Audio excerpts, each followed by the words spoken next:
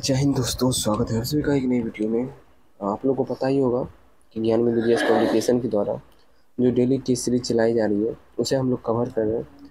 तो daily test series जो है वीक में 3 दिन अभी चल रही है, वैसे 5 दिन चलती है, 3 दिन इसलिए चल रही है क्योंकि बिट्टू झा सर साइंस का क्लास नहीं ले रहे हैं, जिसकी वजह से जो है डेली टेस्ट सीरीज अभी वीक में सिर्फ 3 दिन चलती है। तो लेकिन मुझे क्लास देना होता है वीक में 6 दिन। एक दिन संडे को मैं क्लास नहीं देता हूँ, संडे को कुछ एक्स्ट्रा रहता है अलग बुक से, जो मास्टर वीडियो रहता है।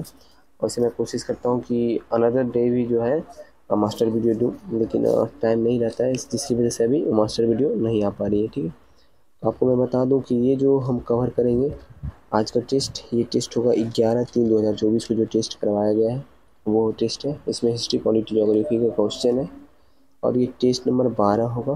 ठीक है, इसमें टोटल 50 क्वेश्चन होंगे। बिना टाइम वेस्ट के स्टार्ट करते हैं।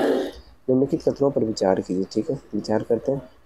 शतपथ ब्राह्मण में स्त्री को पुरुष की अर्धांगिनी कहा गया है। स्त्री को पुरुष की अर्धांगिनी कहा गया है, ये जो है सही है। क्या है? सही है। नेक्स्ट है, जवालोपनिषद में 4 आश्रम का उल्लेख है। जवालोपनिषद में 4 आश्रम का उल्लेख है। सबसे पहले मैं आपको इस 4 आश्रम के बारे में बता दूं कि 0 से पहले जो है ना, प्राचीन काल में किसी भी मानव का यानी किसी भी व्यक्ति का जो उम्र 100 साल माना जाता था। कितने साल? 100 साल। तो 0 से 25 साल तक, 0 से 25 साल ब्रह्मचर्य आश्रम माना जाता है। क्या? ब्रह्मचर्य आश्रम। फिर 25 से 50 साल गृहस्थ आश्रम, अपने कॉपी में नोट कीजिएगा। 50 से 75 साल तक वानप्रस्थ आश्रम और 75 से 100 साल तक सन्यासी आश्रम माना जाता है। ठीक है, आगे बढ़ते हैं। एक और पॉइंट आपको बता दूं, छांदोग्य निषद आपको लोग को पता होगा। इसमें 3 आश्रम की चर्चा है। छांदोग्य निषद में कितने आश्रम? 3 आश्रम की चर्चा है। क्वेश्चन पूछा गया पहले, इसलिए बता दिया। नेक्स्ट पॉइंट है, ये दोनों तो सही हो गया। अगला है, मनुस्मृति गुप्त काल का मानक ग्रंथ है। मनुस्मृति जो है वो गुप्त काल का नहीं, किस काल का है? शुंग काल का। और शुंग काल के बारे में आपको पता ही होगा कि गुप्त काल की जो स्थापना किए थे वो श्री गुप्त किए थे। बाकी यही सब इसका जवाब है। तो इसका सही जवाब हो जाएगा 1 और 2, केवल 1 इसका आंसर हो जाएगा। चलिए आगे बढ़ते हैं हम लोग। जैन धर्म अपने आध्यात्मिक विचारों को ग्रहण किया है। देखिए, इसमें सिर्फ जैन धर्म के बारे में पूछा जा रहा है, लेकिन मैं बता दूं, कोई भी धर्म है, चाहे वो बौद्ध धर्म है, हिंदू धर्म है, जो भी धर्म है, वो अपना आध्यात्मिक विचार जो है ना वो ग्रहण किया है दर्शन से। किससे ग्रहण किया है? दर्शन से ही ग्रहण किया है। इसका सही आंसर दर्शन हो जाएगा। ठीक है, और इसमें देखिए वेदांग की चर्चा की गई। तो वेदांग कितने हैं? 6 वेदांग हैं। पुराण की कुल कितनी संख्या है? पुराण की कुल 18 संख्या। और उपनिषद की कुल कितनी संख्या है? उपनिषद की कुल 108। चलिए आगे बढ़ते हैं। तीर्थ नामक अधिकारी का उल्लेख मिलता है। अगर आप लोग मेरा डेली टेस्ट सीरीज देखते होंगे तो तीर्थ के बारे में मैं बताया था एक दिन, और लेकिन आप लोग को याद है कि नहीं याद है? अगर अच्छे से देखते होंगे तो ज़रूर याद होगा, क्योंकि मैं डिटेल में बताया था, तो याद तो होना ही चाहिए। चलिए बता देता हूँ मैं आपको। तीर्थ नामक अधिकारी जो होते थे ना, तीर्थ नामक अधिकारी, सबसे पहली बात, इसमें जो चर्चा है वो मौर्य वंश की चर्चा है। किसकी? मौर्य वंश की बात की गई है इस क्वेश्चन में। किसे? मौर्य वंश की। तो मौर्य वंश की राज व्यवस्था की जानकारी, मौर्य वंश के राज व्यवस्था की जानकारी जो है अर्थशास्त्र में मिलती है। और किसके अर्थशास्त्र में? कौटिल्य के अर्थशास्त्र में। और कौटिल्य के अर्थशास्त्र में ही लिखा हुआ है कि तीर्थ नामक जो है ना एक अधिकारी होते थे, मतलब मौर्य वंश में जो बड़े अधिकारी होते थे उन्हें तीर्थ नाम से पुकारा जाता था। किनके नाम से? तीर्थ नाम से। तो इसका आंसर हो जाएगा नन ऑफ दीज हो जाएगा यहाँ पे। नन ऑफ दीज में अर्थशास्त्र होगा। हाँ, तो इसका आंसर होगा अर्थशास्त्र। ठीक है, आगे बढ़ते हैं। चंद्रगुप्त द्वितीय ने चांदी के सिक्के चलाए थे। चंद्रगुप्त द्वितीय जो है चांदी का सिक्का चलाया था शकों के विजय के उपलक्ष्य में। और चंद्रगुप्त द्वितीय से संबंधित एक कहानी मैं सुनाया था आपको। तो मैं आपको बताया था कि समुद्रगुप्त, क्या है? समुद्रगुप्त और चंद्रगुप्त द्वितीय के बीच में एक शासक हुआ करता था जिसका नाम था रामगुप्त। क्या नाम था? रामगुप्त। और शक से जब मतलब युद्ध हुआ था, तो उस युद्ध में जो है रामगुप्त आत्मसमर्पण कर दिया था और अपनी पत्नी जो थी उसे शकों को दे दिया था। उसके बाद चंद्रगुप्त को गुस्सा आया और वो बोले कि अब जो है गद्दी मैं खुद ही संभालूंगा। और चंद्रगुप्त का जो है ये बड़ा भाई थे रामगुप्त, तो इन्होंने क्या किया, ये सोच के ही आए थे कि शकों को जो है भारत से एकदम खदेड़ ही देना है। तो और शको को ये बुरी तरह से पराजित भी किया और बुरी तरह से पराजित करने के बाद अपने भाई रामगुप्त को भी मार दिए। बोले कि तुम मतलब कायर हो, तुम जीने लायक नहीं हो, ऐसा करके इन्हें भी मार दिए। तो इसका आंसर आपको पता चल गया शको की विजय के उपलक्ष्य में। और उसी दौरान जो है इन्होंने सिक्के चलाए थे। देवपारा प्रशस्ति की रचनाकार है। देवपारा प्रशस्ति के रचनाकार कौन है? तो देवपारा प्रशस्ति के रचनाकार है धोई। कौन है? धोई हैं। ठीक है।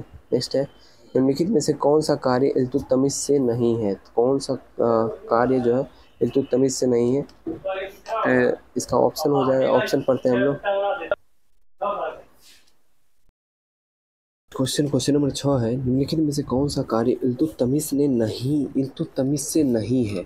कौन सा कार्य है जो इल्तुतमिश से संबंधित नहीं है? चलिए सबसे पहले मैं आपको बता दूं कि इल्तुतमिश का जो कार्यकाल था वो 1211 ईस्वी से लेके 1236 ईस्वी तक था। ठीक है, इसे याद कर लीजिए। आगे बढ़ते हैं। जब इल्तुतमिश जो है सत्ता धारण किया था, यानी गद्दी पर बैठा था, तो वहाँ की जो जनता थी उसे सुल्तान मानने के लिए तैयार नहीं थी। उसे जो है इल्तुतमिश को सुल्तान मानने के लिए तैयार ही नहीं थी। ठीक है। और इल्तुतमिश को वहाँ की जनता जो है गुलामों का गुलाम कहती थी। क्या बोलती थी? गुलामों का गुलाम। तो जब उसे सुल्तान मानने के लिए तैयार नहीं थी, तो इल्तुतमिश के दिमाग में एक ख्याल आया, फिर ये प्लान बोल सकते हैं उसे। उसने एक संस्था की स्थापना की जिसका नाम दिया गया तुर्कान ए चिहलगानी। क्या नाम दिया गया? तुर्कान ए चिहलगानी, या फिर चालीसा करके कुछ ऐसे भी एक नाम दिया गया, जिसमें 40 सदस्य थे। वो क्या किया है इसमें तुर्कान ए चिहलगानी में कुल 40 उसका विश्वसनीय विद्वान, ठीक है, 40 जो उसका विश्वसनीय विद्वान था, उसकी एक दल तैयार किया और उसके तहत जो है वो अपना शासन प्रशासन चलाने लगा। ठीक है। तो यहाँ पे अंत लिखा हुआ, यहाँ पे होना चाहिए था शुरुआत। तो इसका कौन सा नहीं है? तो नहीं तो यही मिल गया फर्स्ट। अब ऑप्शन पढ़ लेते हैं। सबसे पहले शुद्ध अरबी के सिक्के जारी किया था इल्तुतमिश, ये सही है। ठीक है। एकता प्रणाली की शुरुआत किया था इल्तुतमिश, ये भी सही है। सर्वप्रथम दिल्ली के अमीरों का दमन किया था इल्तुतमिश, ये भी सही है। और तुर्कान ए चिहलगानी का अंत नहीं, शुरुआत किया था इल्तुतमिश। आगे बढ़ते हैं। खानकाह क्या था? खानकाह क्या था? तो खानकाह जो है ना वो सूफी संतों का निवास स्थान था। क्या था? सूफी संतों का निवास स्थान। नेक्स्ट है, शाह बुलंद इकबाल के रूप में जाना जाता है कौन? शाह बुलंद इकबाल के रूप में कौन जाना जाता है बताइए? तो ये जाना जाता है दारा शिकोह। दारा शिकोह का उपनाम है शाह बुलंद इकबाल। दारा शिकोह का सिर्फ एक ही उपनाम नहीं है, दारा शिकोह का अनेक उपनाम है। जैसे मैं बता दूं आपको बहादुर, क्या ना उपनाम है? बहादुर। और फिर मैं बता दूं किंग ऑफ लॉफ्टी फॉर्चून, क्या है? King of Lofty Fortune. तीसरा मैं बता दूं लघु अकबर, क्या है? लघु अकबर। अच्छा ये बताइए दारा शिकोह को लघु अकबर की उपाधि कौन दिया था? तो लघु अकबर की उपाधि जो दिया था ना, लेनपुल नामक इतिहासकार। कौन दिया था? लेनपुल नामक इतिहासकार ने दारा शिकोह, मैं पहले भी बता चुका हूँ इसके बारे में। आगे बढ़ते हैं। यह बर्बरता और सभ्यता के बीच युद्ध का 1857 की क्रांति से संबंध, यह उक्ति किस विद्वान की है? तो यह युक्ति जो है वो किस विद्वान की है बताइए? तो यह युक्ति जो है ना वो टी.आर. होम्स की है। किसकी है? टी.आर. होम्स की। टी.आर. होम्स का कहना था कि बर्बरता वर्ड जो यूज किया गया वो भारतीय के लिए किया गया है। ठीक है। और सभ्यता वर्ड जो यूज किया गया वो अंग्रेज यानी ब्रिटिश के लिए किया गया है। ठीक है। तो टी.आर. होम्स जो 1857 में क्रांति हुई थी वो कहते थे कि बर्बरता मतलब कि असभ्य व्यक्ति और सभ्यता मतलब सभ्य व्यक्ति। ये जो है 1857 की क्रांति जो है वो असभ्य और सभ्य व्यक्ति के बीच का युद्ध है। ठीक है। आगे बढ़ते हैं। निम्नलिखित में से कौन सा कार्य लॉर्ड कार्नवालिस से संबंधित है? कौन सा कार्य है जो लॉर्ड कार्नवालिस से संबंधित है? चलिए ऑप्शन पढ़ लेते हैं, फिर पता चल जाएगा।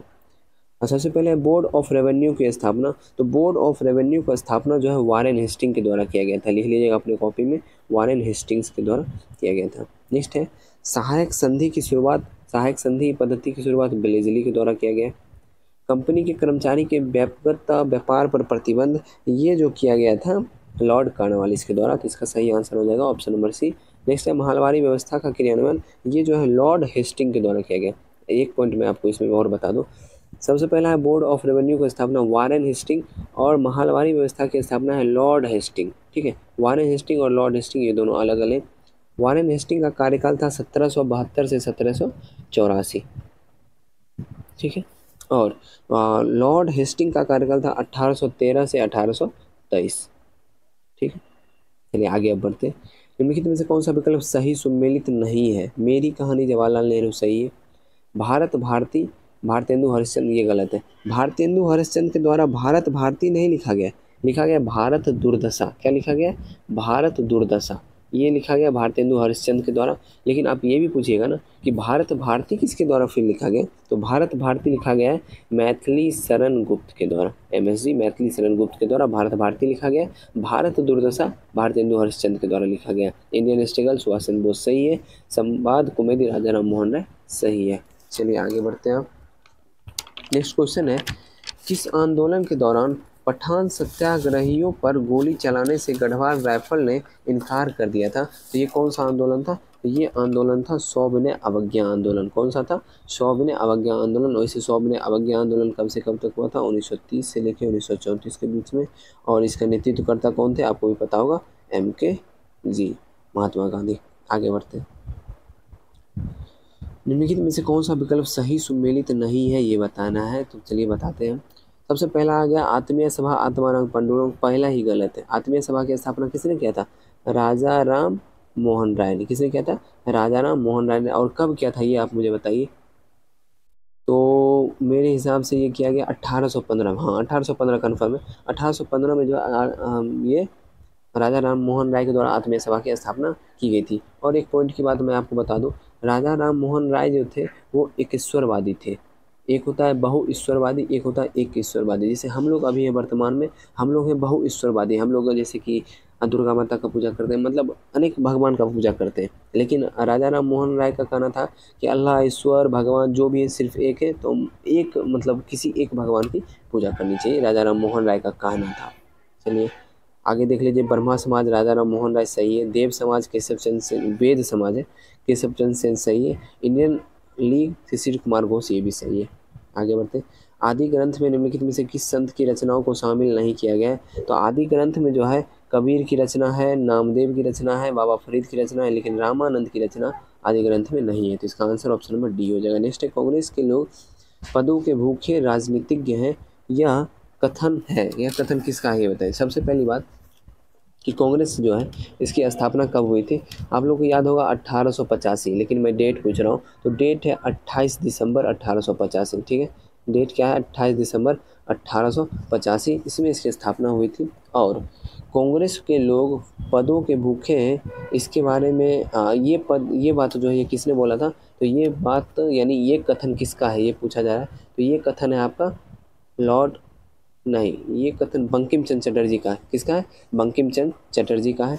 अच्छा, अरविंद घोष की बात की जाए तो अरविंद घोष बोले थे कांग्रेस 6 रोग से मरने वाली संस्था है। कांग्रेस जो है 6 रोग से मरने वाली संस्था है। किसका कथन है? अरविंद घोष का। अपने कॉपी में नोट करते जाइएगा। और बाल गंगाधर तिलक बोले थे कि एक वर्ष में एक बार मेढक के टटराने वाली संस्था है कांग्रेस। बाल गंगाधर तिलक का कहना था। और लॉर्ड कर्जन का कहना आप लोग को शायद याद ही होगा, मैं पिछली कई वीडियो में बता चुका हूँ कि मैं कांग्रेस को अपनी आंखों से मतलब मरते हुए देखना चाहता हूँ। इस टाइप की जो कथन है वो कर्जन के द्वारा दिया गया। नेक्स्ट है, तत्व पानी भूतापीय ऊर्जा किस राज्य में अवस्थित है? तो तत्व पानी भूतापीय ऊर्जा जो है वो है ओडिशा में। कहाँ है? ओडिशा में। छत्तीसगढ़ में कौन सा है ये बताइए, बताइए अगर आपको पता है तो। तो छत्तीसगढ़ में है ताता पानी। क्या है? ताता पानी। कौन सा? ताता पानी जो है छत्तीसगढ़ में। और मध्य प्रदेश में नहीं पता। और आपको मैं बता दूं, हाँ 2-4 इंपॉर्टेंट आप लोग को बता देता हूँ। उत्तराखंड में हो जाएगा तपोवन, याद रखिएगा। उत्तराखंड में कौन सा भूतापीय ऊर्जा है? तपोवन है। हिमाचल प्रदेश में है ज्वालामुखी और मणिकरण। हिमाचल प्रदेश में कौन सा है? ज्वालामुखी और मणिकरण। लद्दाख में है पूगा घाटी। चलिए आगे बढ़ते। लद्दाख वाला जो पूगा घाटी है ना वो बहुत ही इंपॉर्टेंट है, इस बार दरोगा में पूछा गया था। यांग्याप दर्रा अवस्थित है। तो यांग्याप दर्रा जो अवस्थित है वो अवस्थित है कहाँ बताइए? तो वो अवस्थित है अरुणाचल प्रदेश में। कहाँ? अरुणाचल प्रदेश में। तो इसका सही आंसर हो जाएगा ऑप्शन नंबर डी। अच्छा, अरुणाचल प्रदेश में कौन कौन सा दर्रा है मैं आपको बता दूं। दीफू दर्रा हो गया, फिर बोमडिला दर्रा हो गया, फिर यांग्याप दर्रा हो गया। ये तीनों दर्रा जो अरुणाचल प्रदेश में। फिर बात कर लेते हैं जम्मू कश्मीर में हो जाएगा आपका बनिहाल, जोजिला और बुर्जिला। ये तीनों दर्रा जो है अब वो हो जाएगा जम्मू कश्मीर में। हाँ, आप पूछिएगा कि दर्रा क्या होता है? दर्रा क्या होता है ये आपके मन में आ रहा होगा। तो दर्रा जो है ना पर्वत, ऊंचे ऊंचे पर्वत जो होते हैं उनके बीच से जो रास्ता होता है उसे ही दर्रा बोलते हैं। चलिए आगे बढ़ते हैं हम। नागौरी एक नस्ल है, तो नागौरी किसका नस्ल है? नागौरी एक गाय का नस्ल है। गाय का नस्ल और कौन कौन सा होता है? तो रेड सिंधी, साहिवाल, नागौरी, ये सभी जो है गाय का नस्ल है। भैंस का नस्ल पूछा जाए तो भदावरी, मुर्रा, मेहसाना, ये सभी भैंस का नस्ल है। और बकरी का एक बहुत ही फेमस नस्ल जो है आप जमुनापारी, जमुनापुरी, उसे याद रखिएगा। आगे बढ़ते हैं हम लोग। नागरहोल राष्ट्रीय बाग अवस्थित है कहाँ? तो नागरहोल राष्ट्रीय बाग जो अवस्थित है वो कर्नाटक में अवस्थित है। आगे बढ़ते हैं हम लोग। नागपुर शक्तिगृह परियोजना किस नदी पर स्थित है? तो ये स्थित है कोराडी नदी पर। नागपुर शक्तिगृह परियोजना किस नदी पर स्थित है? कोराडी नदी पर।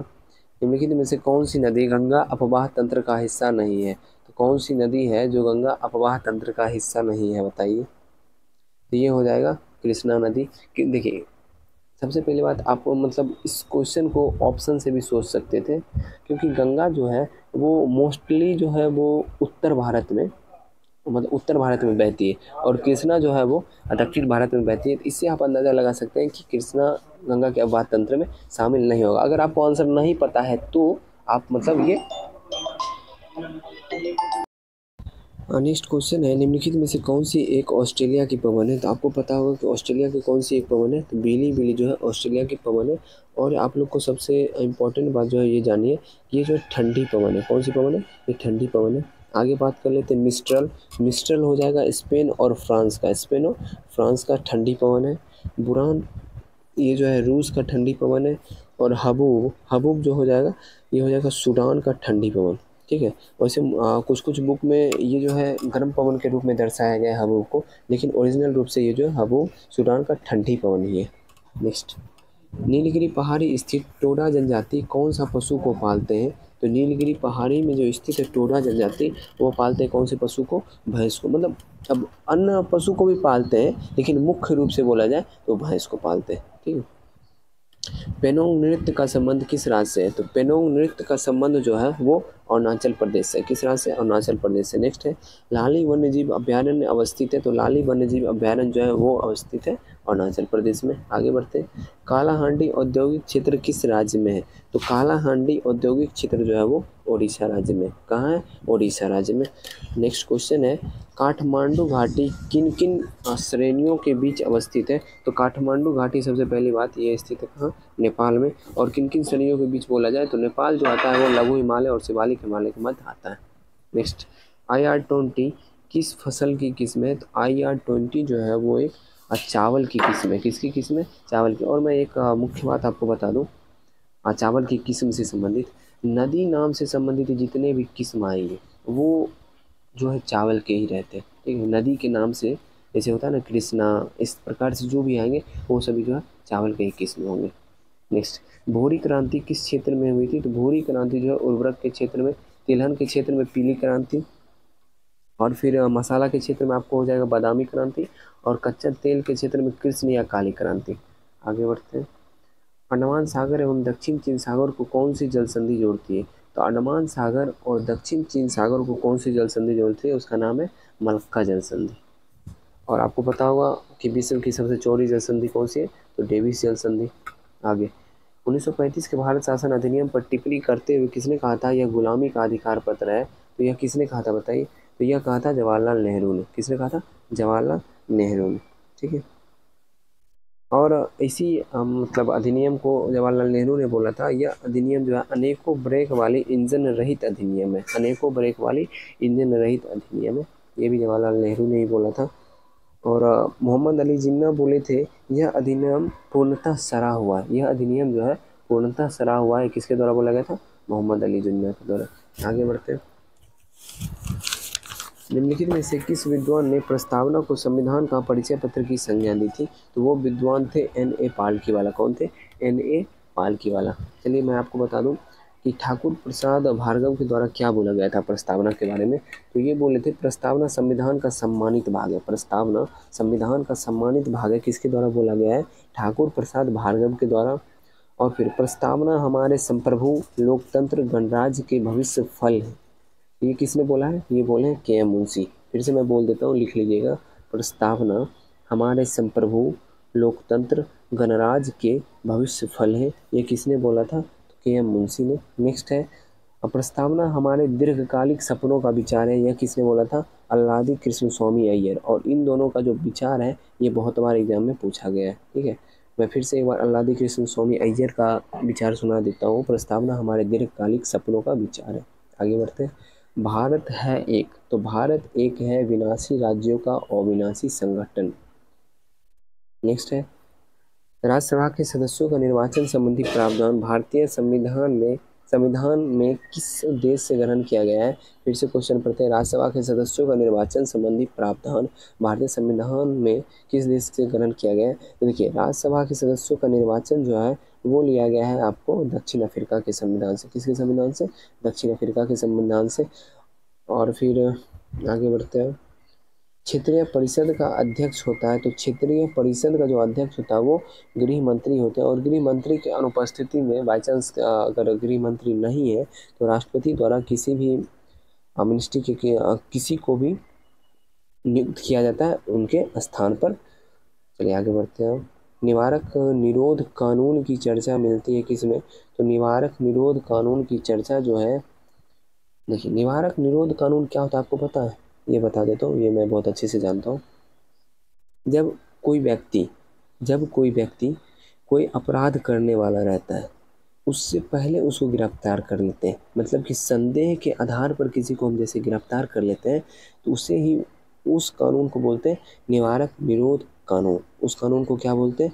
निवारक निरोध कानून। और इसके बारे में मैं बता दूं, इसके बारे में जो है अनुच्छेद 22 में, किसमें? अनुच्छेद 22 में। और अगर हम मतलब सही है, अगर पुलिस आपको निवारक निरोध कानून के तहत गिरफ्तार करती है तो आपके पास ये अधिकार नहीं है कि आप 24 घंटे के अंदर आपको पेश किया जाएगा कोर्ट में।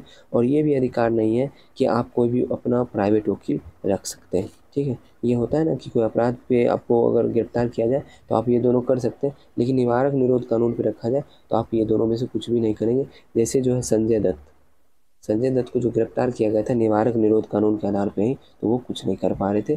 और ये इसका वर्णन जो अनुच्छेद 22 में है, तो अनुच्छेद 22 किस में आ जाएगा? मूल कर्तव्य में।